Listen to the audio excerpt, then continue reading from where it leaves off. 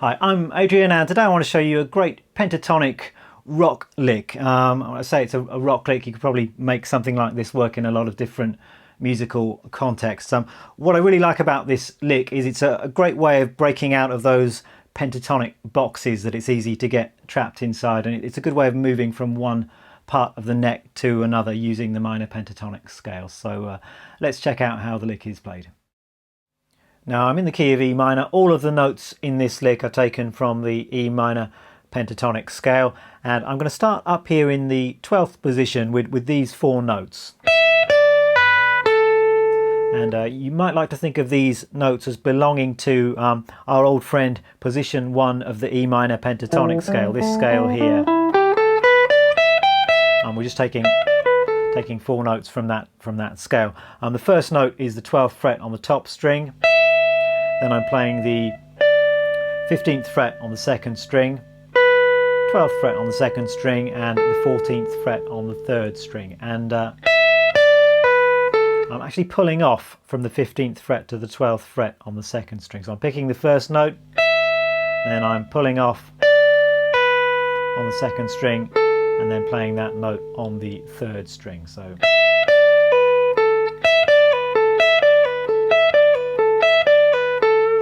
And as far as the fingers you use go, I'm using my index finger, then third finger, pulling off to the index finger.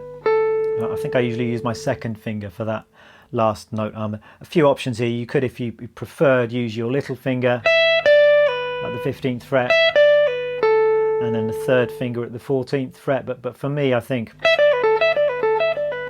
that's the way I can play this with the most speed. Now, for this lick, the right hand is super important if you want to really make it flow, and if you want to get it up to a hyper speed.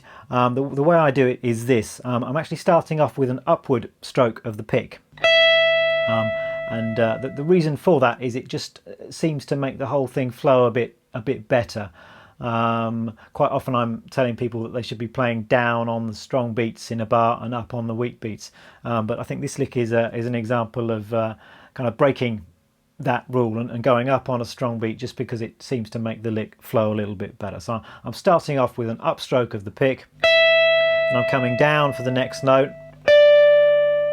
pulling off, and then I'm playing another down for the note on the third string. So it's up, down, pull off, down.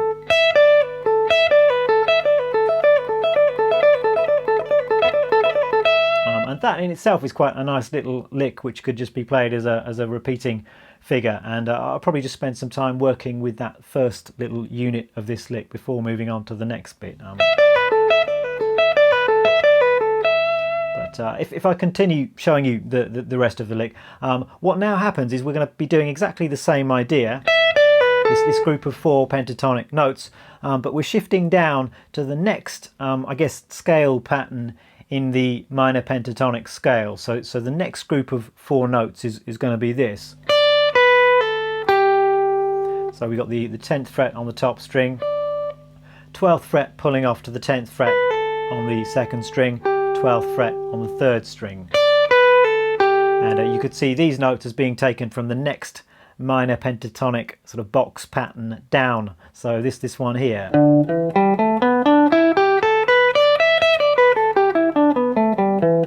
That might just be a good thing to kind of visualize to help get yourself orientated with this lick. But let me just play those four notes for you once again.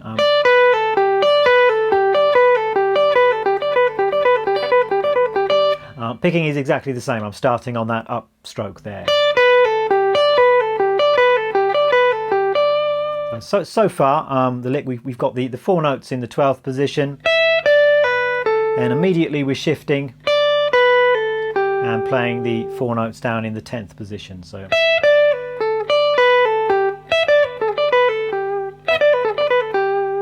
something like that. Then we're going to continue. We're going to do the same thing, but guess what? We're going to move down to the next position of the minor pentatonic scale, and that gives us these four notes. We've got the 7th fret on the top string, 10th fret pulling off to the 8th fret on the second string, and the 9th fret on the third string. So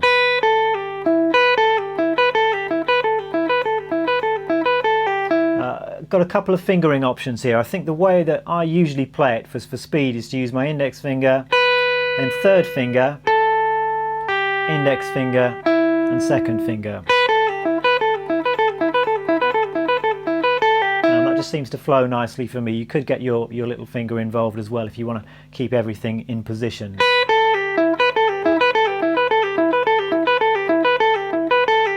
So that works well too. So that's our third set of 4 notes. Then to finish the lick off, we're just going to do this.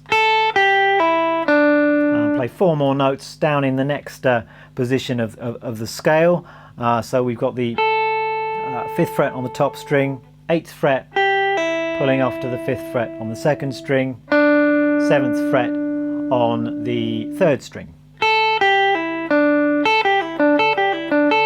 Again, you can either use your little finger for that pull off or stretch and use your 3rd finger.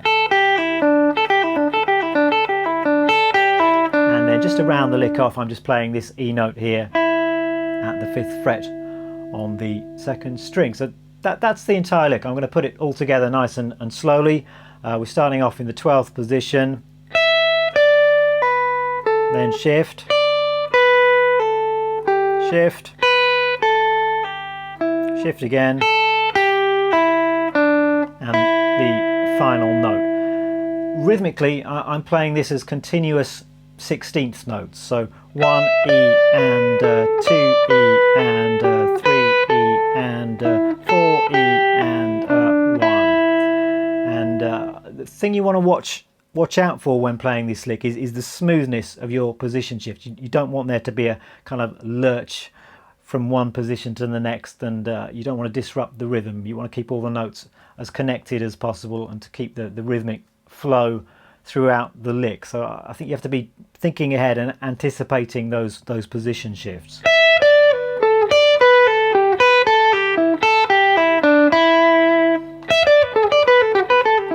And one more time.